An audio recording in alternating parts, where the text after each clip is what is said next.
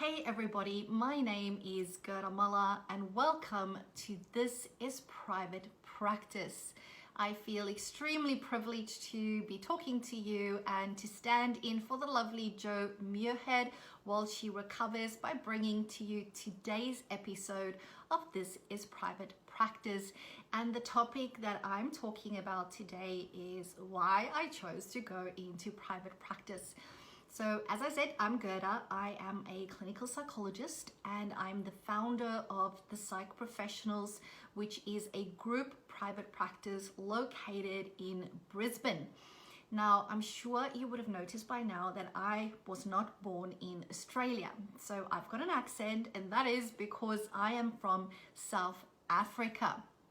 So I did all my psychology training back in South Africa. And truth be told, in South Africa, there isn't a lot of job options, so to speak, for psychologists. Majority of psychs just goes into private practice. That's what we do.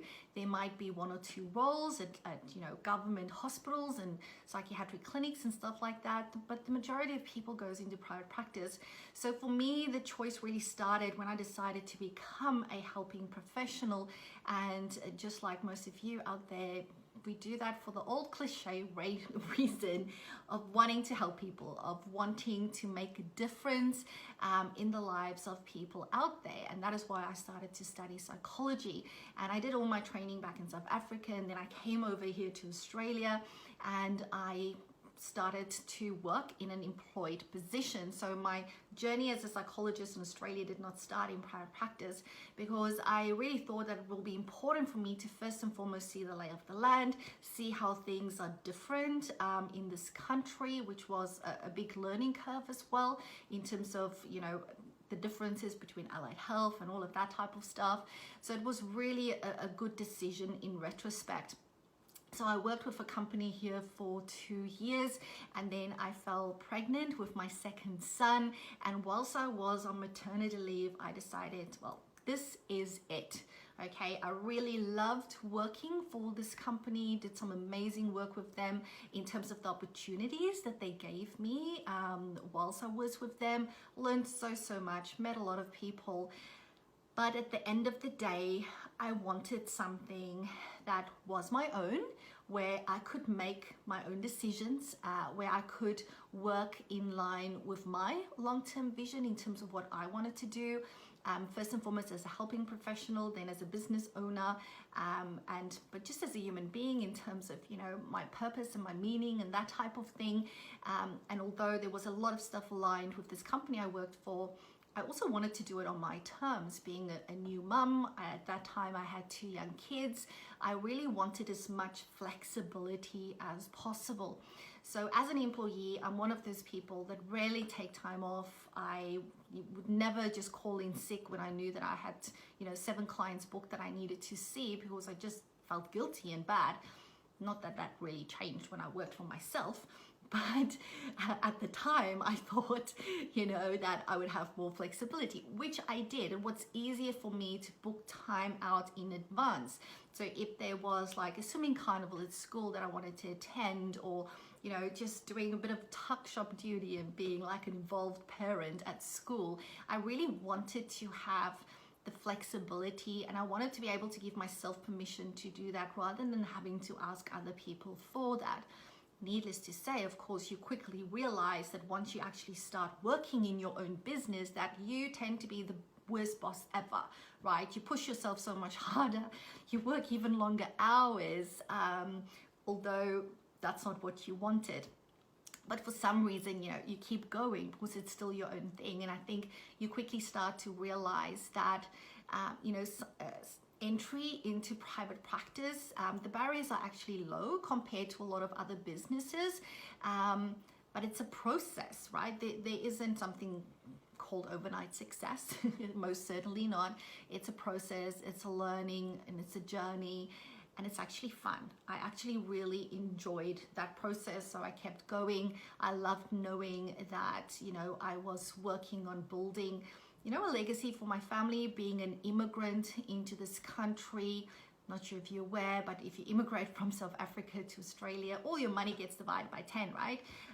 You're really starting over from scratch, and this country really offers such amazing opportunities to build your own business.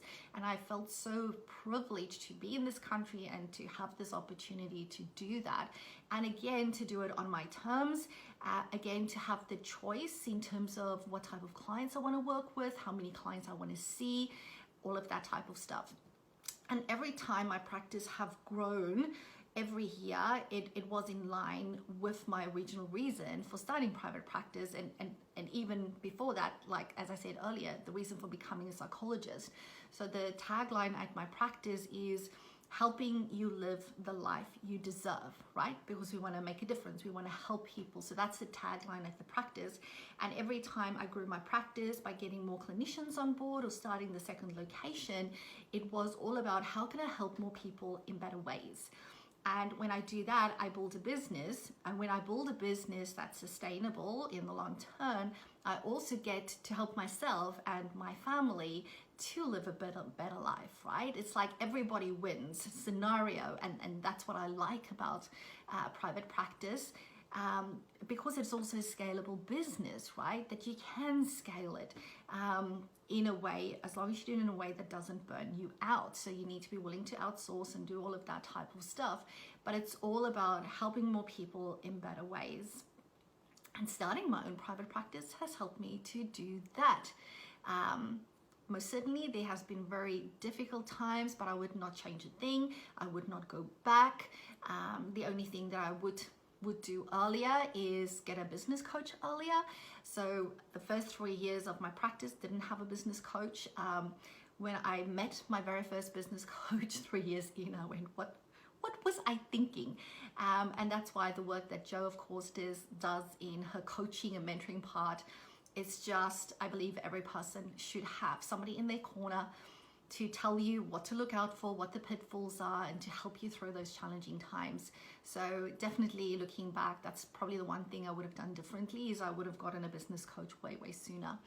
But you need to enjoy the journey and the process, and therefore it's important to know why it is that you started. So I thought this was a really amazing topic that Jo suggested, because your reason for starting, your reason for becoming a helping professional is really that thing that you're going to hold on to, maybe in the front of your mind as well as in the back of your mind on those tough days, those days when it's really hard, to keep you motivated, to keep you inspired. Even for you to go, you know what, I need a week's rest, because if I want to achieve this vision, I need to get there in one piece, not burnt out. I need to be okay when I get there.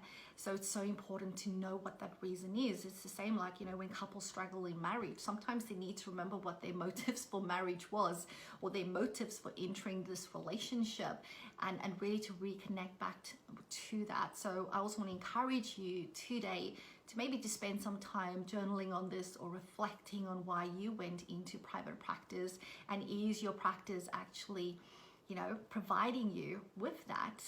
Is it serving you?